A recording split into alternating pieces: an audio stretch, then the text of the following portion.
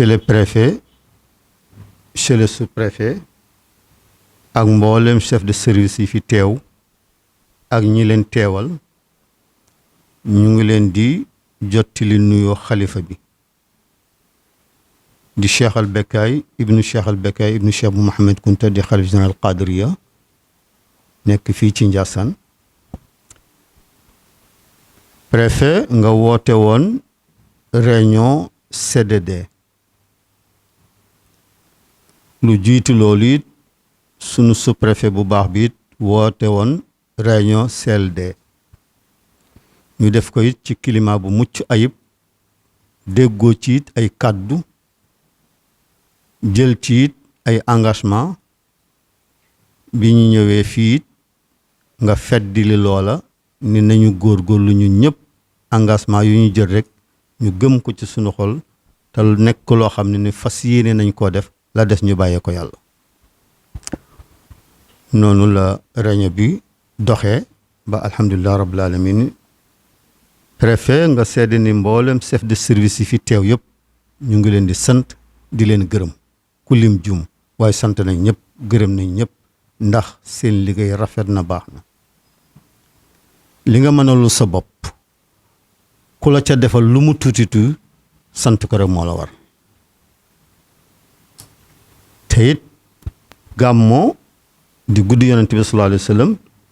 ñoom ñëpp wone nañ ni Njaasaan rek moomu ko julit yëpp ko moom te ñoom julit lañ réew mi yëpp ko moom te ñoom ci waa réew mi lañ doomu réew mi lañ kon ñu ngi leen di sant ci loolu di leen gërëm. chef de service bu nekk tamit bu fi teew bu nekk tamit kilifa gën a féete kaw soo demee jottali nañu ko léegi nuyoo xalifa bi ak ñaanam ak cantam waxaaleel ñu ko it xalifa bi mu ngi ñaan lépp lu ñu ko defal it nañ ko yokk ndax njaboot ga dafay gën di yokk mbooloo mi gën di yokk kon service bu mu mën a doon rek lépp loo defoon daaw mu ngi lay ñaan ren nga yokk ko te it mu ngi lay ñaanal yàlla nga am kattanuk man-manuk wërsëguk loo ko mën a yokkee yal na ko yàlla yombalal service yëpp di la sant di la gërëm monsieur le préfet di la wax it kàddu sëriñ bi ne nga jottil ko cantam ak ngërmandem ci gouverneur de la région ak mbooleem autorité territoriale ñu jottili ko ba ci ministre de l'intérieur ñu jokkalante ko ba ci ki yàlla teg ci bopp réew mi muy président Macky Sall mu ngi xaarit mboolem kilifa yi nekk ci gouvernement bi seen ndimbal ci guddik yonent bi sallallahu alayhi wasallam bii nga xam ni ëppalewu ci kenn xëy na yàlla daf ko joxoñ rek mu jiitu waaye ëppalewu ci kenn ci wareef ci tuyaaba ci def kon mu ngi ci soññi jullit yëpp di ci soññi tamit ñi nga xamante ne bii ñooy taalibe yi nañu góorgóorlu kuy ñëw Njaasaan nga àndaale li yàlla gërëm yonent bi gërëm ko Cheikh bu Mohamed Kunta gërëm ko gouvernement gërëm ko buur gërëm ko waaye lépp loo xamante ne bi yàlla bañ na ko yonent bi bañ na ko Cheikh bu Mohamed Kunta bañ na ko buur tere na ko mu ngi ñaan njaboot gii ñëw bu ko fi kenn àndaale te bu ko fi ku ñëwit bu ko fi def loolu mu ngi ciy ñaax ñëpp njëkkee ko nag ci njaboot gi ci biir kër gi di leen sant di leen gërëm di gërëm presse bi di leen sant ndax it léeg-léeg suñuy kaddu mu am fu ñu bëgg mu yegg fa te ñu lott mu yegg fa ñoom ñoo ñu ko fay yeggale kon ñu ngi leen di sant di leen gërëm am ngeen liggéey bu am solo bu ngeen di liggéey ci lii yàlla gàllu loosu kilifa diine yi ñuy jottali seen message foo xamante ni bii ñoom mënuñu ko faa yeggale kon ñu ngi sant presse bi yëpp di leen gërëm di leen sant di leen ñaanal yàlla di ñaan yàlla it CRD bi nga xamante ni bii war nañ ko defee gouvernage incha allah yàlla may ñu ñun ñëpp ñu fekke ko ak jàmm te def ko it ci climat bu mel nii wala sax bu ko raw ñu ngi sant ñëpp di gërëm ñëpp kii doon wax ak yéen nag mooy Mohamed Babou di président comité scientifique bu Ahlu Kunti fii ci Ndiassane dama fee wuutu nag porte parole Abdourahmane Kunta ndax dafa am gàllankoor su dul woon loolu moom mooy ñëw présider jiite it mbooloo mi mais présider préfet mooy présider réunion bi mais mooy jiite mbooloo mi bàyyi ko ci xalifa bi. kon loolu la ñu amoon lu ñu leen di wax di sant yi taalibe yi comité d'organisation di leen ñaaxi tamit ci lii nga engagement yi nga xamante ne bii ñoom i tamit comité d'organisation bu Ndiassane jël nañ ko fii devant les chefs de service yi war koo liggéey ak chef de service wala war koo rendre chef de service ñu ngi ñaax commission boobu tamit nañ ci taxaw bu baax a baax seen kéemtalaay kattan ba dara bañ cee yàqu. mu doon ndaje mu am solo moo xamante ne bii ñi ko séq war ko fekkee mën naa ne kenn wutewu ko moo xam ci service yi fànn boo mën jël waaye itam ci njabootu sëriñ bi ñëpp fekke nañ ko. CDD nag yàgg nañ ko def waaye bii mën naa ne CDD bu ràññeeku la ngir li fi juddoo ci ay waxtaan juddoo ko ci ay engagement loolu lu am solo la loolu nag dafa dëppoo rek ak tolluwaayu bis bi ñuy waajal muy gàmmu Ndiassane di gàmmu goo xamante ne bii mën naa ne c'est un événement de dimension internationale mbooloo mu bari du jógee bitim réew ànd ak waa réew mi dafa teew kon loolu suñ ko dëgmalee muy ndaje diine war nañ ko waajal nu toll nii donc loolu mu am solo nga xam ne secteurs yi nag bàyyiwuñ benn volet li ko tàmbalee ci sécurité jaare ko ci wàllu santé wàllu ndox ak li ci aju wàllu cet hygiène assainissement wàllu li nga xamante ne bii mooy jëm ci wàllu courant bi ak wàllu sapeur pompier yeeg lépp lu jëm ci lu ñuy jëfandikoo ci wàllu commerce ak wàllu jur gi amul daal leen loo xamante ne bii vraiment bàyyi nañ ko te leen luñ ci jël tamit taxaw nañ ci càmbar ko jox ko àq ji mu laaj service yi nga xam ne tam ñoo ko gàlloo tam kenn ku ne jël nga ay engagement yoo xam ne engagement yu dëgg la parce que dama leen wax ne leen engagement bu fi waaye di jël na fekk ne mu gëm ne mën na ko ndax man nanguwuma ñi jël engagement génn rek fàtte ko kon ku nekk la nga mën na nga ko wax fa nga mën a yem waxal ni fii laa mën a yem ñu wuti ko ci këla yëlif donc comme ni ko sëriñ bi waxee ndaje mi ci esprit boobu ci la doxee moo tax ñu am ci yaakaar bu baax a baax maa ngi gërëm nag bu baax a baax service yi seen teewaay d'abord seen engagement mais aussi seen motivation parce que gis naa ci ñoom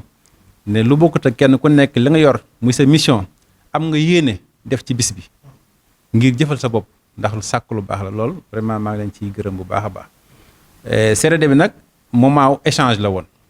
parce que dama leen ne CDD du càggan rek day mel ne comité d'organisation dafa nekk fii rek service yi nekk fii ñii di wax ñii di bind waaye échange la ku ne da ngay wax la nga soxla ci sa morom la nga séentu ci sa morom moo tax tamit comité bi tamit jël na ay engagement yu am solo yoo xamante ne bii moom tamit dina ko def ngir yombalal service yi seen liggéey moo tax yaakaar naa incha allah loolu yëpp bu ñu ko boolee yàlla mën nañu may sutura ñu gàmmu goo xamante ne bii amaana dañ naan gi moom kenn mës ko gàmm te man loolu laay ñaan yàlla suñu borom yàlla nañ ko yàlla defal di jotali nag vraiment rek maanaam yéene ci kilifa yi tàmbale ko ci gouverneur ba ci ministre de l'intérieur ba ci président de la République ku ne xam ne yéenam ci famille kilifa diina yi te Ndiassane yaakaar naa kenn demul mu des